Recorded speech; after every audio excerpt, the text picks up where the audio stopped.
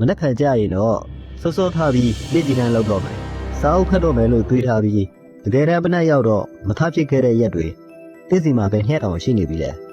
အားလုံးပဲမင်္ဂလာပါဒီနေ့မှာတော့ကျွန်တော်တို့လှုပ်ချင်တဲ့အလေးကြီးကောင်းတွေကိုဘယ်လိုလဲဒီကူစတင်မလဲပြီးတော့အဲ့ဒီအလေးကြီးတွေကိုရရှိတည်တတ်အောင်ဘယ်လိုထိုင်သိမ်းမလဲဆိုတာကို James Clear ရဲ့မမေကြီး Atomic Habits စာအုပ်ထဲကဒီလန်နေနဲ့လက်တွေ့ကျကျရှင်းပြပေးသွားမှာဖြစ်ပါတယ်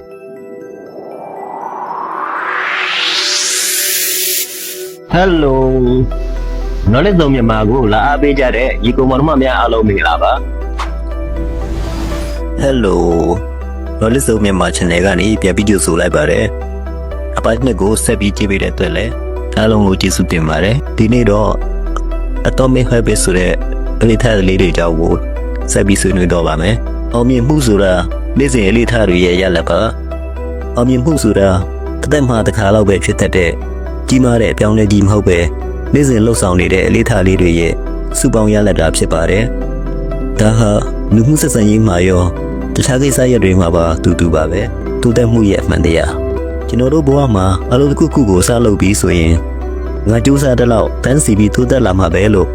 ရင်းဖြောက်တိုင်း linear progress တွေ့တတ်ကြပါတယ်ဒါပေမဲ့တကယ်လည်းတွေ့မှာဖြစ်ပျက်နေတာကအဲ့ဒီလိုမဟုတ်ပါဘူးစိတ်ပြည့်စရာအကြောက်ကပါThe Valley of Disappointment James Clear ကတိုးတက်မှု graph ရဲ့စပိုင်းကာလကိုစိတ်ပြည့်စရာကြောက်ကပါလို့ခေါ်ပါတယ်အစပိုင်းမှာပြောင်းလဲမှုတွေကတင်းငယ်လို့မျက်စိနဲ့တောင်မမြင်ရပါဘူးငါဒီလောက်တောင်ကြိုးစားနေတာဘာရလက်မှလည်းထွက်မလာပါလားလို့ခံစားရတတ်တဲ့ပိုင်းပေါ့လူများစုဟာဒီအစိတ်မှတင်လက်လျှော့လိုက်ကြပြီးသူတို့ရဲ့ကြိတ်ဟောင်းတွေစီပြန်ရောက်သွားကြတာပါမှတ်ထားရမှာက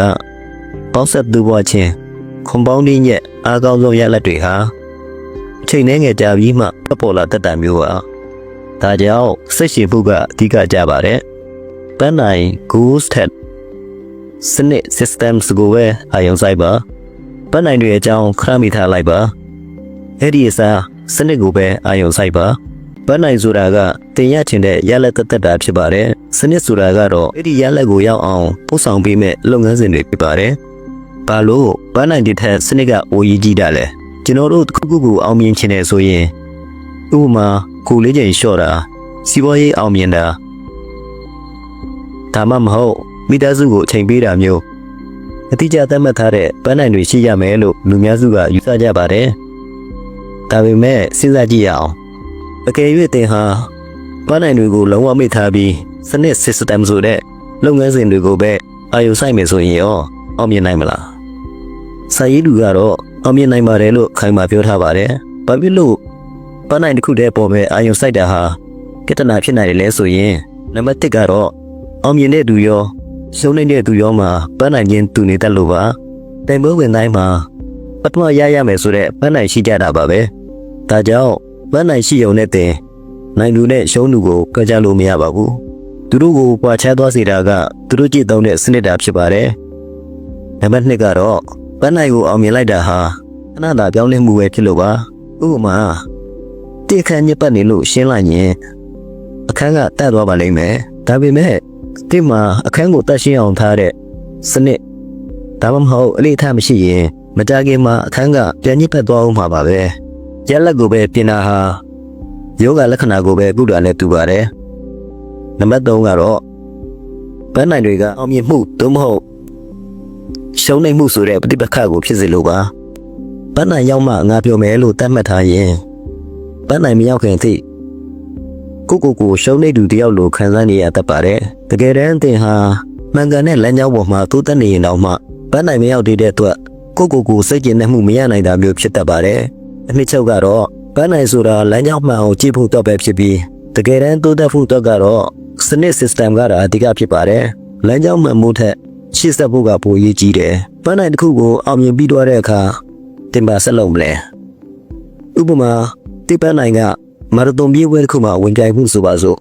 တိုင်ပွဲလဲပြီးတော့ရောအဲ့ဒီပန်းနိုင်ကပေးထားတဲ့တက်ကြွမှု motivation တွေကချက်ချင်းစုသလိုကြောက်ကွယ်သွားတတ်ပါတယ်ကျူးဆက်ကတော့တင်ဟာအရင်ကကြည့်ဟောင်းတွေစီကိုပဲပြန်ပြီးရှော့ကြသွားတော့တာပါပဲဒါကြောင့်မှတ်ထားရမှာကပန်းနိုင်ဆိုတာလမ်းကြောင်းမှန်အောင်ကြည့်ဖို့တော့ပဲကောင်းပြီး စနစ်ကတော့တကယ်တမ်းရှေ့ဆက်တိုးတက်ဖို့အတွက်အကောင်းဆုံးဖြစ်ပါတယ်အတန်ကဲတို့တင်းငယ်တော့လေးထများ Atomic Habits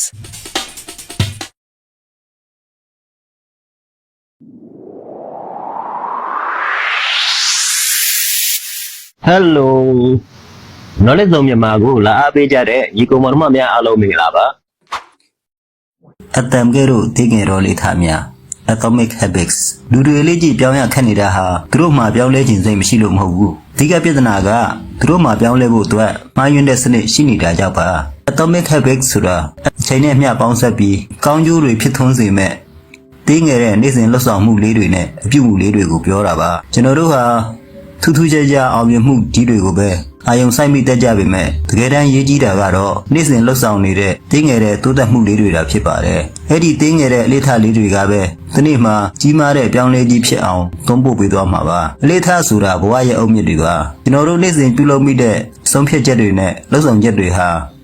အတမ်စလေးတွေလိုပါပဲအတမ်လေးတွေစုပေါင်းပြီးမိုလီကျူးတွေဖြစ်လာတယ်လို့ပဲ Atomic Habits လို့ခေါ်တဲ့အလိထတသေးလေးတွေကပဲအမှန်ကန်တဲ့ရလဒ်ကြီးတွေကိုတည်ဆောက်ပေးတာပါအပြုတ်မှုပြောင်းလဲခြင်းရဲ့အလွှာသုံးထက်ကျွန်တော်တို့ရဲ့မူကြီးတွေကိုပြောင်းလဲတဲ့နေရာမှာအလွှာသုံးသက်ရှိပါတယ်နံပါတ်1ပထမလွှာရလဒ်ကိုပြောင်းလဲခြင်း changing outcomes တင်ရခြင်းတဲ့အရာတွေပါဥပမာဝတ်ကြဖို့စာအုပ်တော့ရေးပြီးဖို့ဒါမှမဟုတ်ပြိုင်ပွဲမှာနိုင်ဖို့စတာတွေပေါ့နံပါတ်2ဒုတိယလွှာလုပ်ငန်းစဉ်ကိုပြောင်းလဲခြင်း changing process ဒါကတော့သင်လှုပ်ဆောင်တဲ့အရာတွေပါဥပမာလက်ကျန်အသစ်တွေလောက်တာဒါမှမဟုတ်နေ့တိုင်းစာဖတ်တဲ့လေ့ထားလောက်တာမျိုးပါနံပါတ်3တတိယလွှာမိဝါဖြစ်ခြင်းကိုပြောင်းလဲခြင်း changing identity ဒါကတော့သင်ယုံကြည်တဲ့အရာတွေပါတည့်ရဲ့ကဘာမြင်စိတ်ကိုတင်မြင်တဲ့အမြင်နဲ့သူတစ်ပါးပေါ်ထားတဲ့အမြင်တွေဖြစ်ပါတယ်ရလက်ထက်လူကိုအာယုံစိုက်ပါလူအများစုဟာရလက်ကိုပဲအာယုံစိုက်ပြီးလေ့ထားပြောင်းဖို့ကြိုးစားကြပါတယ်ဒါပေမဲ့အထီးရောက်ဆုံးနည်းလမ်းကတော့သင်ဘယ်လိုလူမျိုးဖြစ်ကျင်တာလဲဆိုတာကိုပဲအာယုံစိုက်ဖို့ပါတိပ္ပံနိုင်ကဒုတိယတစ်ခုတီးတတ်ဖို့မဟုတ်ရပါဘူးဂီတပညာရှင်တစ်ယောက်ဖြစ်လာဖို့ဖြစ်ရပါမယ်တိပ္ပံနိုင်ကမာရသွန်ပြေးဖို့မဟုတ်ပါဘူးအပြေးသမားတစ်ယောက်ဖြစ်လာဖို့ဖြစ်ရပါမယ်တိတ်ကိုတင်ဒါကဒီလိုလူစားမျိုးပါလို့စိတ်ထဲကနေအမှန်တကယ်ယုံကြည်သွားပြီဆိုရင်အဲ့ဒီလေထားကိုထိမ့်သိမ့်ဖို့အတွက်ခွန်အားစိတ်ထုတ်နေစရာမလိုတော့ပါဘူး habit loop အလေးထားစဝန်တင်ဟာတင်ဖြစ်ချင်တဲ့သူဖြစ်နေပြီလို့ယုံကြည်လိုက်ပါပန်းနိုင်ဆိုတာမာရသွန်ပြေးဖို့တင်မဟုတ်ပါဘူးပြီးသမားတယောက်ဖြစ်လာဖို့ပါတစ်ခုခုကိုတည့်ရဲ့ identity ကိုယ်ပိုင်လက္ခဏာဖြစ်လက်ခံလိုက်တဲ့အခါတည့်ရဲ့ပြုမှုတွေဟာတဘာဝအတိုင်းလိုက်ပါပြောင်းလဲလာပါလိမ့်မယ်တစ်ကိုတင်ရောသူတစ်ပါးကငါဟာပြေးသမားတယောက်ပဲလို့ပြောလိုက်တာနဲ့တင်ဟာအဲ့ဒီကုံပုံးနဲ့ညီအောင်နေထိုင်ခြင်းစိတ်ပေါ်လာပါတယ်ဒါကြောင့်ကိုအမြဲတတိပေးပါလက်ကျန်တစ်ခါလောက်တိုင်းတင်ဟာအားကစားသမားတယောက်ပါကုတ်တကြောင်ရေးတိုင်းတင်ဟာပရိုဂရမ်မာတယောက်ပါတိတ်ဖွဲ့ကိုလိုက်ညွှန်မှုပေးတိုင်းတင်ဟာခေါင်းဆောင်တယောက်ဖြစ်ပါတယ်အလေးထားစဝွန် the habit အလေးထားဆိုတာအလုပ်တစ်ခုကိုအကြိမ်ကြိမ်ထက်လှုပ်ဆောင်ရင်းနဲ့အလိုလျောက်ဖြစ်သွားတာကိုဆိုလိုတာပါကျွန်တော်တို့ဟာဘဝရဲ့ပြဿနာတွေကိုအားစိုက်ထုတ်မှုအနည်းဆုံးနဲ့ဖြေရှင်းနိုင်ဖို့အလေးထားတွေကိုဝေးမြူကြတာဖြစ်ပါတယ်အလေးထားတစ်ခုဟာအောက်ပါပြန်လှန်တုံ့ပြန်မှုစက်ဝန်း feedback loop အစစ်လေးစင်းနဲ့တည်ဆောက်ထားပါတယ်နံပါတ်1အချက်ပေးမှု Q ပုံနှောက်ကိုတစ်ခုလုပ်ဖို့တည်ပေးလိုက်တဲ့အချက်ပြမှုနံပါတ်2တောက်တမှု craving အဲ့ဒီအရာကိုလှုပ်ချင်စိတ်ဖြစ်ပေါ်လာတာနံပါတ်3တုံ့ပြန်မှု response အဲ့ဒီအလေးထားကိုလက်တွေ့လှုပ်ဆောင်လိုက်တာနံပါတ်4ဆုလပ် reward လှုပ်ဆောင်ပြီးတဲ့အခါရရှိလာတဲ့ကျေနပ်မှုသို့မဟုတ်ရလဒ်အလေးထားတွေမြင့်မြတ်သွားဖို့အတွက်ဒီစက်ဝန်းကိုဘယ်လိုပုံမလဲဆိုတာကတော့အဓိကသောချက်ပါပဲအလေးထားတွေဘယ်လိုမြင့်တယ်တော့တယ်လဲကျွန်တော်တို့ရဲ့အလေးထားတွေဆိုတာစက်မပြတ်လဲပတ်နေတဲ့တုံ့ပြန်မှုစက်ဝန်း feedback loops တွေဖြစ်ပါတယ်ဥပမာလေးတွေနဲ့ကြည့်လိုက်ရင်ပိုရှင်းသွားပါလိမ့်မယ်ဥပမာ1ဖုန်းချက်တင်စစ်ခြင်းအချက်ပေးမှု Q ဖုန်းဒုက္ခတန်သို့မဟုတ် message တန်မိလာတယ်တောက်တမှု craving ဘယ်သူများပို့တာလဲဆိုတာသိချင်စိတ်ပြင်းပြလာတယ်တုံ့ပြန်မှု response ဖုန်းကိုကောက်ကင်ပြီးကြည့်လိုက်တယ်ဆုလပ် reward ဘယ်သူပို့လဲဆိုတာသိသွားတဲ့အတွက်စူးစမ်းကျင်စိတ်ပြေပြောက်သွားတယ်ဥပမာ2အလုပ်လုပ်ရင်ချိန်ဖြုံးမိခြင်းချက်ပေးမှု Q အလုပ်လုပ်ရင်စိတ်ကထုံထိုင်းသွားတယ်ဒါမှမဟုတ်ရှေ့ဆက်မရပဲပိတ်မိသွားတယ်တောက်တမှု craving အဲ့ဒီလိုစိတ်ကြင်ကြက်မှုကိုဖြေဖြောက်ချင်လာတယ်တုံ့ပြန်မှု response လူမှုကွန်ရက် social media ထဲဝင်ကြည့်လိုက်တယ် ဆုလပ်လူဝစိတ်ပန်းပြေသွားတယ်သို့မဟုတ်စိတ်ညစ်တာခဏမိသွားတယ်တတိထားရမယ့်ချက်ပရိသတ်တွေရဲ့ဇက်တိုက်ဖြစ်စဉ်ချိန်ကြာလာတဲ့နဲ့မျှအဲ့ဒီဆုလပ်တွေဟာအချက်ပေးမှုတွေနဲ့တရားလေးဖြစ်သွားပါတယ်အထက်ကဥပမာမှာဆိုရင်အလုပ်လုပ်ရင်းစိတ်ထုံသွားတာနဲ့ Facebook စစ်တာဟာခွဲမရအောင်တွဲမိသွားပါတယ်အဲ့ဒီကနေတစ်စိ Facebook ကြည့်တာကနေ Instagram စီတွားဖို့အချက်ပေးလိုက်တယ်လို့ဖြစ်သွားမယ် Instagram ကနေတစ်စိ YouTube စီရောက်သွားပြန်ရောနောက်ဆုံးမှာတော့အစပိုင်းကစိတ်ကလေးခဏထုံသွားတာဆိုတဲ့ချက်ပေးမှုလေးကြောင့်တင်ဟာဘာမှမသိလိုက်ပဲနေ့20လောက်အချိန်ဖြုံးပြီးသွားတော့တာပါပဲဒီလိုမျိုးလေးထားစဝန်း habit loop ကိုတင်ချင်းချင်းထက်ခါတဲ့လဲလုပ်လေလေအဲ့ဒီလေးထားဟာပိုပြီးခိုင်မာလာပြီးပိုပြီးတော့လဲအလိုအလျောက်ဖြစ်လာလေပါပဲ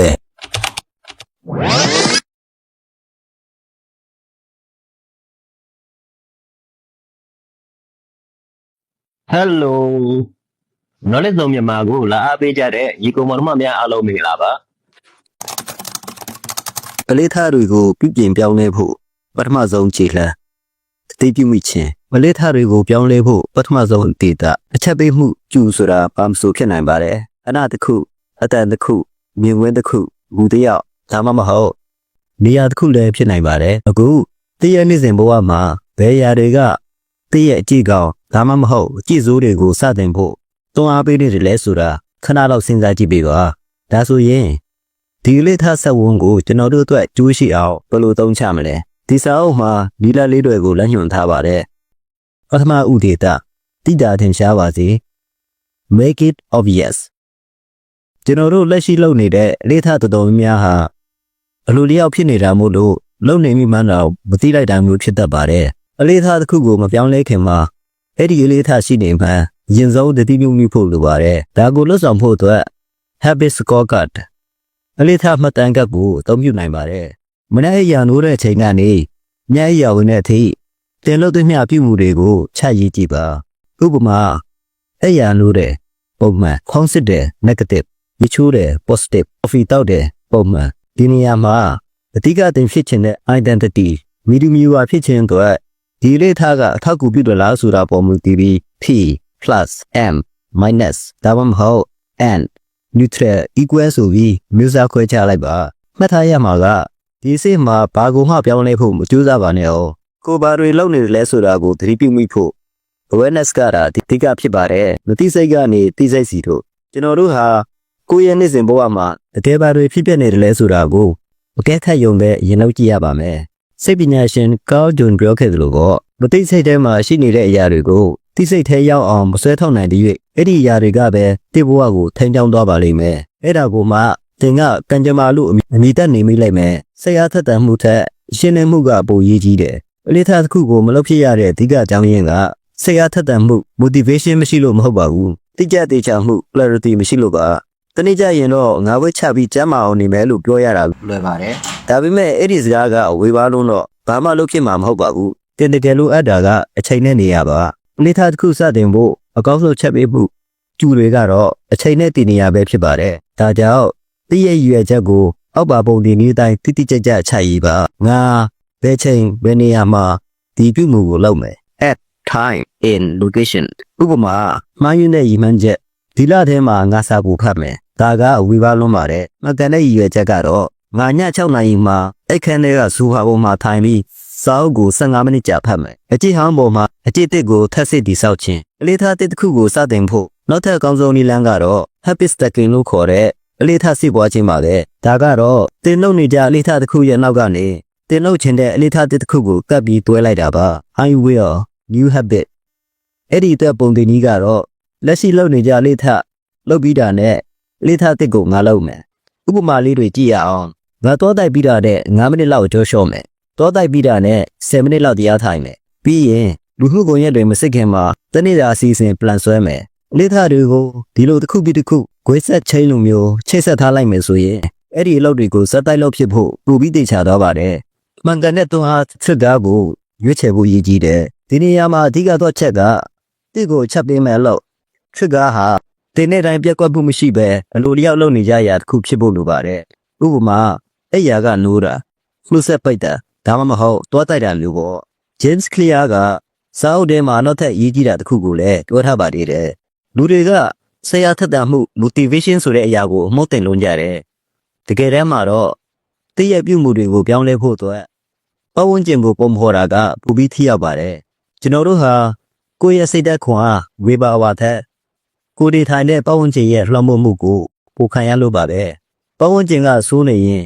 အကြည့်ကောင်းတွေကိုဆွဲမရအောင်လုပ်ဖို့ဆိုတာတကယ်ခက်ပါတယ်ပတ်ဝန်းကျင်ဆိုတာလူသားတွေရဲ့ပြုမှုကိုပုံဖော်ပေးနေတဲ့မမြင်ရတဲ့လက်ပါအကြည့်ကောင်းတစ်ခုရလာဖို့အတွက်ဒီပတ်ဝန်းကျင်ကိုအောက်ပါတိုင်းပြန်လည်ပြင်ဆင်ဖို့လိုပါတယ်နံပါတ်1အကြည့်ကောင်းတွေအတွက်အချက်ပေးမှုကျူကိုမြင်တတ်အောင်လုပ်ပါဥပမာရေမများတောက်ကြရင်ရေဘူးတွေကိုအိတ်ထဲကတင်မြင်သားမဲ့နေရာတွေအနှံ့မှာချထားလိုက်ပါစာပူဖတ်ခြင်းရင်စာအုပ်ကိုတိတ်မသိရှိမှအမြဲမြင်နေရမယ့်နေရာမျိုးမှာတင်ထားပါဂီတာတီးတာတိုးတက်ခြင်းရင်ဂီတာကိုဗီဒီယိုထဲမှာထည့်မထားပါနဲ့နံပါတ်2အကြည့်စိုးတွေကိုတော့မမြင်ရအောင်လုပ်ပြီးရှောင်ကျင်ပါပစ္စည်းတွေကိုမျက်စိရှိမှမရှိအောင်လုပ်ထားတာဟာအကြည့်စိုးတွေကိုဖျက်တောက်ဖို့အကောင်းဆုံးနည်းလမ်းပါပဲအခြေအနေ context ကတော့ချက်ပေးမှုဖြစ်သည်ကျွန်တော်တို့ပတ်ဝန်းကျင်မှာရှိတဲ့အရာဝတ္ထုတွေကကျွန်တော်တို့ပြုမှုကိုအားရိုက်ထိန်းချုပ်တာမဟုတ်ပါဘူးအဲ့ဒီအရာတွေနဲ့ကျွန်တော်တို့ကြားမှာရှိတဲ့ဆက်နွယ်မှုကတာအဓိကဖြစ်ပါတယ်ဥပမာအဲ့ရာဆိုတာဟာတချို့လူအတွက်အိတ်ဆက်ချင်းနဲ့ဆက်နွယ်နေပေမဲ့တချို့လူတွေအတွက်တော့ဖုံးကြည့်ခြင်းဒါမှမဟုတ်မှုတ်စားခြင်းနဲ့ဆက်နွယ်နေတတ်ပါတယ်အဲ့ဒီအခြေအနေ context ကပဲတိတ်ကိုဘာလို့ရမလဲဆိုတာလှုပ်ဆော်ပေးနေတာပါ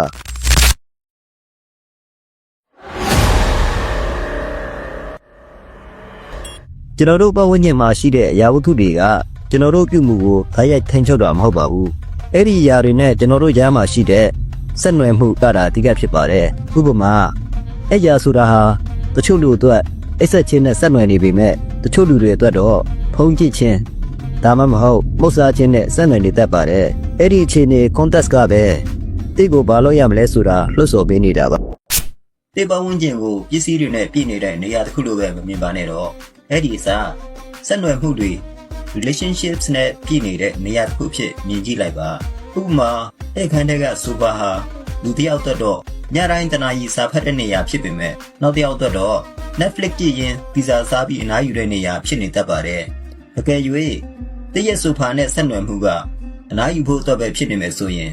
အဲ့ဒီနေရာမှာထိုင်ပြီးလှုပ်လှုပ်ဖို့ကြိုးစားတာဟာတကယ်ကိုခက်ခဲတဲ့ကိစ္စဖြစ်ပါလိမ့်မယ်ဒါကြောင့်အလုပ်တစ်ခုချင်းစီအတွက်နေရာတိတိစီခွဲထားဖို့လိုပါတယ်စာရေးသူကတော့နေရာတစ်ခုအလုပ်တစ်ခု one space one use ဆိုတဲ့ဆောင်ပုဒ်ကိုသုံးဖို့ကြံပြုထားပါတယ်အကြည့်စိုးတွေကိုအရင်မြစ်ကနေဖြတ်တောက်ပစ်ပါအကြည့်စိုးတွေကိုဖြောက်တဲ့နေရာမှာကိုထိန်းချုပ်နိုင်စွမ်း self control ကိုပဲအားကိုးတာဟာရည်သူမှာပဲအလုပ်ဖြစ်ပါတယ်တကယ်ကိုပူစိတ်ချရတဲ့နည်းလမ်းကတော့အဲ့ဒီအကြည့်စိုးကိုဖြစ်စေတဲ့အရင်မြစ်ကိုဖြတ်တောက်လိုက်တာပါပဲအကြည့်စိုးတစ်ခုကိုဖြောက်ဖို့လက်တွေ့ကျဆုံးနည်းလမ်းကတော့အဲ့ဒီအရာကိုမမြင်ရအောင်လုပ်လိုက်တာ make it invisible ပါပဲဒီပတ်ဝန်းကျင်ကနေအဲ့ဒီအရာကိုလုံးဝဖယ်ထုတ်လိုက်ပါဥပမာလှုပ်နေတော့ဖုံးကျင်းမိတဲ့အကြည့်ကိုဖျောက်ခြင်းရင်ဖုံးကိုတခြားအခန်းထဲမှာသတ်ထားလိုက်တာမျိုးပေါ့မြင်ကွင်းကနေဖယ်ထုတ်လိုက်တာဟာစိတ်ကိုထိန်းချုပ်ရတာထက်အများကြီးပိုလွယ်ကူပါတယ်အကြည့်စိုးကိုမြင်ကွင်းထဲကဖယ်ထုတ်ပါအလုပ်လုပ်ရတာအခက်ခဲဖြစ်နေရင်ဖုံးကိုတခြားအခန်းထဲမှာနိုင်ရည်နဲ့ငယ်လောက်သတ်ထားလိုက်ပါဝတ်ချခြင်းနဲ့ဆိုရင်လည်းကျန်းမာရေးနဲ့မညီညွတ်တဲ့အစားအစာ junk food တွေကိုမျက်စိရှိမှမထားပါနဲ့ဒါမှမဟုတ်အိမ်ထဲကနေလုံးဝဖယ်ထုတ်လိုက်ပါဒုတိယဥဒေသဆွဲဆောင်မှုရှိပါစေ make it attractive ကျွန်တော်တို့ဟာဆုလက်တစ်ခုရတော့မယ်လို့မျှော်လင့်တဲ့အခါမျိုးမှာလက်တွေ့လှုပ်ဆောင်ဖို့အားတက်လာတတ်ကြပါတယ်လှုပ်ဆောင်ချက်တစ်ခုကပိုပြီးဆုလက်ရနိုင်လေအဲ့ဒီအရာကိုထက်ခါတလဲလဲလုပ်မိဖို့နဲ့အဲ့ဒီထားဖြစ်သွားဖို့ပိုသေးကြလေးပါပဲဒါကြောင့်အကြည့်ကောင်းတွေမွေးမြူဖို့ပထမခြေလှမ်းကအဲ့ဒီလေးထားကိုပိုပြီးဆွဲဆောင်မှုရှိအောင်လုပ်ဖို့ပါပဲဒိုပါမင်းရဲ့အလုပ်လုပ်ပုံဒိုပါမင်းဆိုတာကျွန်တော်တို့ရဲ့စိတ်အားထက်သန်မှု motivation အစစ်ကိုထိန်းညှိပေးတဲ့ဟော်မုန်းနဲ့အာရုံကြောကူးပေးတဲ့စက်ပစ္စည်းတွေမျိုးပါကျွန်တော်တို့ခန္ဓာကိုယ်မှာဒိုပါမင်းအစိမ့်မြင့်တက်လာတဲ့အခါအလုပ်တစ်ခုကိုလုပ်ဖို့ပိုပြီးတက်ကြွလာတတ်ပါတယ်သိပ္ပံပညာရှင်တွေဟာဒိုပါမင်းကိုတိုင်းတာခြင်းအဖြစ်လူတစ်ယောက်မှာတောက်တမှု craving ဘယ်ချိန်မှာအတိအကျဖြစ်ပေါ်လာသလဲဆိုတာကိုတော့ထောက်ပြနိုင်ပါတယ်ဒိုပါမင်းပျော်ရွှင်မှုတဲ့မျှော်လင့်ချက်ရဲ့စွမ်းအားအရင်ကတော့ဒိုပါမင်းကိုပျော်ရွှင်မှုကိုပေးတဲ့ဟော်မုန်းလိုပဲယူဆခဲ့ကြတာပါဒါပေမဲ့ဒီနေ့ခေတ်မှာတော့ဒိုပါမင်းဟာကျွန်တော်တို့ရဲ့စိတ်အားထက်သန်မှုမှညံသိရင်မှုပြည်တံပေးခြင်းနဲ့ခန္ဓာကိုယ်လှုပ်ရှားမှုစတဲ့အာရုံကြောဆိုင်ရာလှုပ်ဆောင်ချက်တော်တော်များများအတွက်အရေးပါတယ်ဆိုတာသိလာရပါပြီဒီနေရာမှာမှတ်သားဖို့ကောင်းတာက ဒိုပါမင်းဟာပျော်ရွှင်မှုကိုခံစားရတဲ့အခါတင်မကပဲနဲ့အဲ့ဒီအရာကိုမျှော်လင့်နေတဲ့အခါ anticipation မှလည်းထွက်ရှိလာတာဖြစ်ပါတယ်ဥပမာလောင်းကစားဆွဲနေတဲ့သူဟာလောင်းကြီးနိုင်ရတဲ့အချိန်မှာထက်လောင်းကြီးတစ်ထက်ခင်ငါနိုင်တော့မှာပဲလို့တွေးလိုက်တဲ့အချိန်မှာဒိုပါမင်းအရှိန်ကအမြင့်ဆုံးကိုတက်သွားတာပါဒိုပါမင်း spikes လူမှုကွန်ရက်သုံးတာအစားအသောက်ဂျန်ဖူစားတာနဲ့ဘူးကြီးစေးသုံးတာတွေဟာဒိုပါမင်းကိုအစမတန်ပြည့်သက်စေတဲ့အတွက်အလေးထားဖြစ်ဖို့အရန်လွယ်ပါတယ်ဥပမာအားလျက်ခီးစဉ်အကြောင်းစဉ်းစားကြည့်ပါခီးမသွားခင်မှာငါတော့အပန်းဖြေရတော့မယ်လို့ကြိုတင်တွေးတော်ပြီးရင်ခုန်နေရတာကတကယ်လက်တွေ့ခီးသွားရတာထက်တောင်ပိုပြီးစိတ်လှုပ်ရှားဖို့ကောင်းနေတတ်ပါတယ်အစားတော့ဆိုရင်ရောတင်ရန်စားကျင်နေတဲ့မုတ်ကိုမြင်လိုက်ရတဲ့အချိန်မှာဒိုပါမင်းကဝုန်းကနေတက်လာတာပါစားပြီးတဲ့အချိန်မှာတက်တာမဟုတ်ပါဘူးနောက်တစ်ခုမူရစ်စေးဆွဲတဲ့သူတွေမှာလည်းစေးမတော့ခင်စေးကိုမြင်လိုက်ရရုံနဲ့တင်ဒိုပါမင်းရှင်ကမြင့်တက်လာတတ်ပါတယ်တောက်တမှုကကျွန်တော်တို့ကိုလှုပ်ရှားစေတာပါမူရစ်စေးဆွဲသူတွေဟာစေးသုံးပြီးမှမဟုတ်ပဲစေးကိုမြင်လိုက်ရရုံနဲ့တင်ဒိုပါမင်းတွေထွက်လာကြတာပါဒီနေရာမှာအရေးကြီးတာကကျွန်တော်တို့ကိုလက်တွေ့အကောင့်ထဲဖော်အောင်တွန်းအားပေးတာဟာဒီနေရာမှာအရေးကြီးတာကကျွန်တော်တို့ကိုလက်တွေ့အကောင့်ထဲဖော်အောင်တွန်းအားပေးတာဟာရလက်မဟုတ်ပဲနဲ့အဲ့ဒီအရာကိုရကျင်တဲ့တောက်တမှုခရက်ဘင်းတာဖြစ်ပါတယ်။ဒါကြောင့်အလေထားတဲ့တစ်ခုကိုဆွဲဆောင်မှုရှိအောင်လုပ်ဖို့ကအင်မတန်ရေးကြီးပါတယ်။အဲ့ဒီအတွက် temptation bundling လောက်ရမယ့်အရာနဲ့လှုပ်ချင်တာကိုတွဲဖက်ခြင်းဆိုတဲ့ဒီဟာကိုတောင်းနိုင်ပါတယ်။ temptation bundling ဆိုတာကရောပါလေ။ဒါကတော့တင်လှုပ်ဖို့လိုအပ်တဲ့အရာ need to do နဲ့တင်တကယ်လှုပ်ချင်တဲ့အရာ want to do ကိုပေါင်းစပ်လိုက်တဲ့လုပ်ငန်းစဉ်ပါဥပမာ Netflix ကြည့်တာကတင်လှုပ်ချင်တဲ့အရာဖြစ်ပြီးလက်ကျန်လှုပ်တာကတင်လှုပ်ဖို့လိုအပ်တဲ့အရာဆိုပါစို့ဒါဆိုရင်ငါလက်ကျန်လှုပ်တဲ့အချိန်မှာပဲ Netflix ကြည့်မယ်ဆိုပြီးတွဲလိုက်တာမျိုးပါ Remax principle ဒီဗျူဟာနောက်ွယ်မှာ Professor David Remax ဖော်ထုတ်ခဲ့တဲ့စိတ်ပညာသဘောတရားတစ်ခုရှိပါတယ်အဲ့ဒါကတော့ဖြစ်နိုင်ခြေများတဲ့အပြုမှုတင်လှုပ်ချင်တာကဖြစ်နိုင်ခြေနည်းတဲ့အပြုမှုတင်လှုပ်ဖို့ဝန်လေးတာကိုအားဖြစ်ပေးတယ်လို့ဆိုတာပါပဲတနည်းအားဖြင့်ပြောရရင်တင်တကယ်မလှုပ်ချင်တဲ့အလုပ်တစ်ခုကိုလုပ်ပြီးမှတင်ရန်လှုပ်ချင်တဲ့အလုပ်တစ်ခုကိုဆုလက်နေတဲ့ခံစား권ပေးတာမျိုးပေါ့စိတ်မပါတဲ့အလုပ်ကိုလုပ်ချင်လာအောင်ဖန်တီးခြင်းတင်လက်ကြီးကံလုပ်ဖို့စိတ်မပါဘူးဆိုပါစို့တင်အနေနဲ့လက်ကြီးကံလုပ်ဖို့စိတ်မပါဘူးဆိုပါစို့ဒါပေမဲ့လက်ကြီးကံလုပ်နေရင်လည်းမှတင်တကယ်နှစ်သက်တဲ့အရာတစ်ခုခုဥပမာတချင်နားထောင်တာဘော့စကတ်နားထောင်တာကိုလုပ်ခွင့်ရမယ်ဆိုရင်တော့အဲ့ဒီအလုပ်ကိုလုပ်ဖို့တိစိတ်ကအလိုလျောက်အသားကျသွားပါလိမ့်မယ်အုပ်စုလိုက်ဖလမ်းဖို့မှု The power of social influence ကျွန်တော်တို့လူသားတွေဟာငါ့ကိုတခြားလူတွေဘယ်လိုမြင်မလဲဆိုတာကိုအမြဲတမ်းတွေးပူနေတတ်ပြီးအဲ့ဒီအဖြစ်ပေါ်မူတည်ပြီးကိုယ့်ရဲ့ပြုမှုတွေကိုပြောင်းလဲပြတတ်ကြပါတယ်ကျွန်တော်တို့ဟာကိုယ်နဲ့အနီးကပ်ဆုံးလူတွေနဲ့ကိုပါဝင်နေတဲ့အတိုင်းဝိုင်းရဲ့လွှမ်းမိုးမှုကိုအမြဲခံနေရတာပါအကြည့်ကောင်းတစ်ခုကိုခိုင်မာအောင်လုပ်ဖို့အကောင်းဆုံးနည်းလမ်းကတော့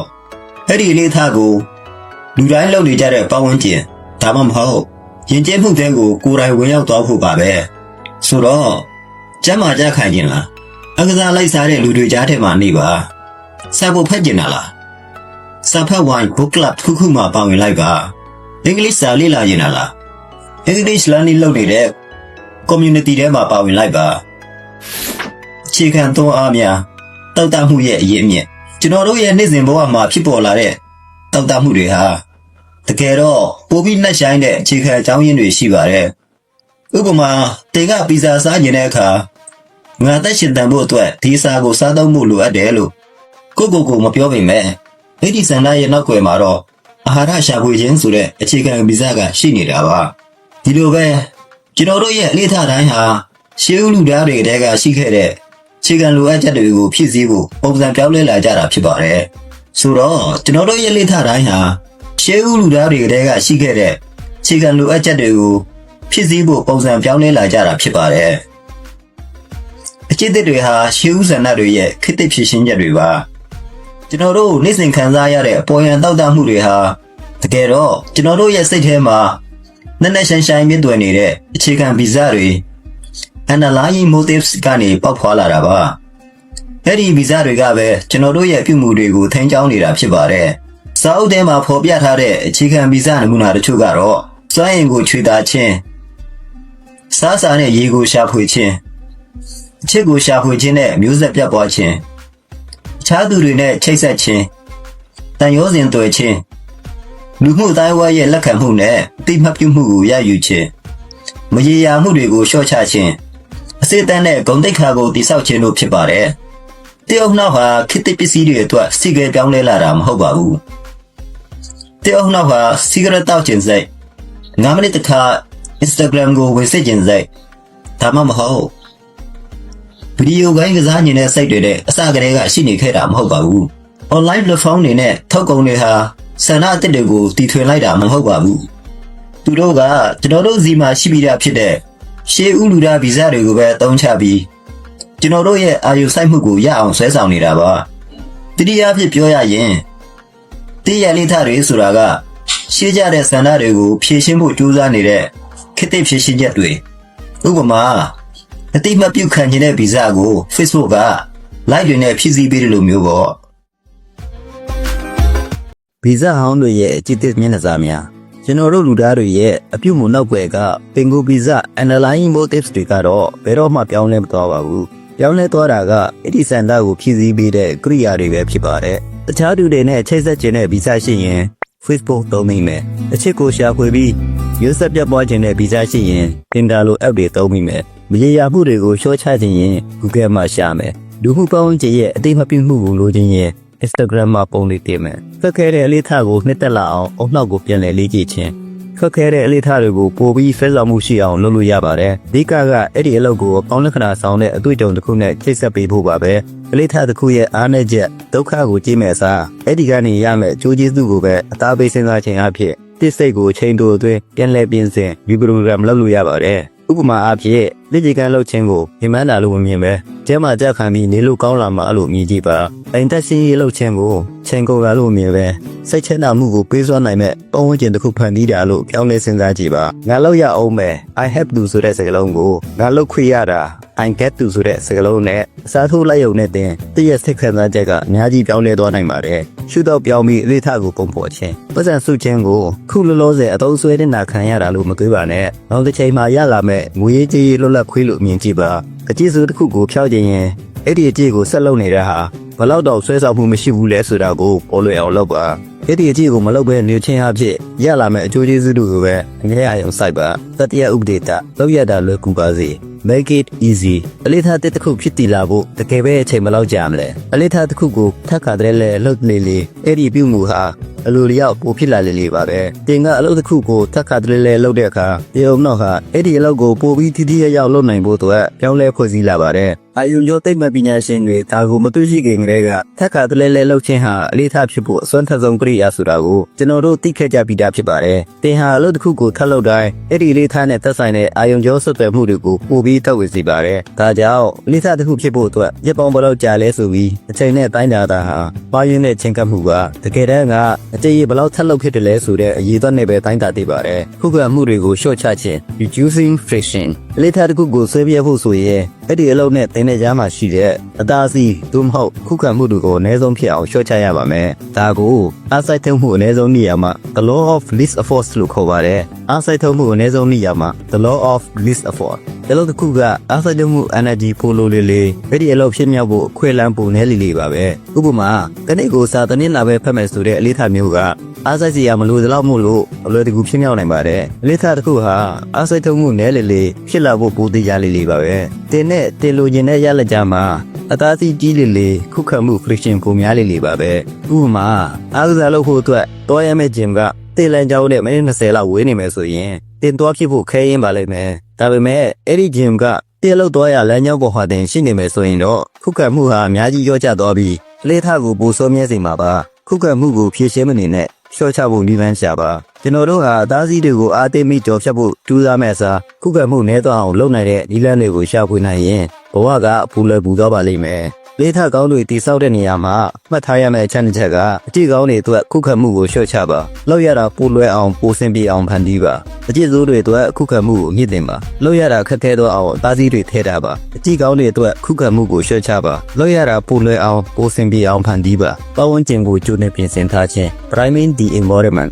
ဒါကတော့အလုပ်တစ်ခုကိုစားလုပ်တော့မယ့်အချိန်မှာစင်သေးဖြစ်နေအောင်ပတ်ဝန်းကျင်ကိုကြိုတင်ပြင်ဆင်ထားတာပါဥပမာမနက်ဖြန်မနက်မှာလက်ကျကန်လုပ်ပြဖို့အတွက်ဒီညကလေးကအားကစားဝတ်စုံနဲ့ဖနက်ကိုအစင်းနဲ့ထုတ်ထားတာမျိုးပေါ့အနာဂတ်အတွက်လမ်းခင်းပေးခြင်း environment automation တည့်ရပတ်ဝန်းကျင်ကိုကြိုတင်ပြင်ဆင်ထားခြင်းအဖြစ်နောက်တစ်ချိန်မှာတင်လောက်မဲ့ပြုမှုတွေအတွက်ခုခံမှု friction ကိုရှင်းချနိုင်ပါတယ်ဥပမာအဖြစ်မနက်ဖြန်မနက်မှာလက်ကျကန်လုပ်ဖို့အတွက်ဒီညကလေးကအားကစားဝတ်စုံကိုအသေးထုတ်ထားပါဒါမှအဲ့ရနိုးတာနဲ့စဉ်းစားနေစရာမလိုပဲတမ်းပြီးလှုပ်ရှားနိုင်မှာပါပိုပြီးကျမ်းမာရေးနဲ့ညီညွတ်တဲ့မနက်စာချက်စားကြည့်ရင်ညကလေးကဒေအိုးကိုမြူးဖို့တင်ထားပါစီဘူးကိုစင်ပေါ်မှာစင်တိချထားပြီးလိုအပ်တဲ့ပါဝင်ပစ္စည်းတွေကိုကြိုပြင်ထားပါဒါတွေဟာနောက်တစ်နေ့မှတင်လုပ်မဲ့အလုပ်အတွက်အဟအသားမှန်သမျှကိုကြိုတင်ဖယ်ရှားပေးလိုက်တာဖြစ်ပါတယ်2မိနစ် new the 2 minutes rule အလုပ်တွေကိုချိန်ဆွဲနေတဲ့ကြစ်ကိုဖျောက်ဖို့နဲ့အလေးထားတစ်တွေတိစောက်ဖို့အတွက်2မိနစ်နည်းဥပဒေကိုသုံးနိုင်ပါတယ်ဒီနည်းလမ်းကကြီးမားတဲ့အောင်မြင်မှုတွေစီဥတည်သွားစေမဲ့အလေးထားတစ်သေးလေးတွေကိုစတင်ပေးတာပါ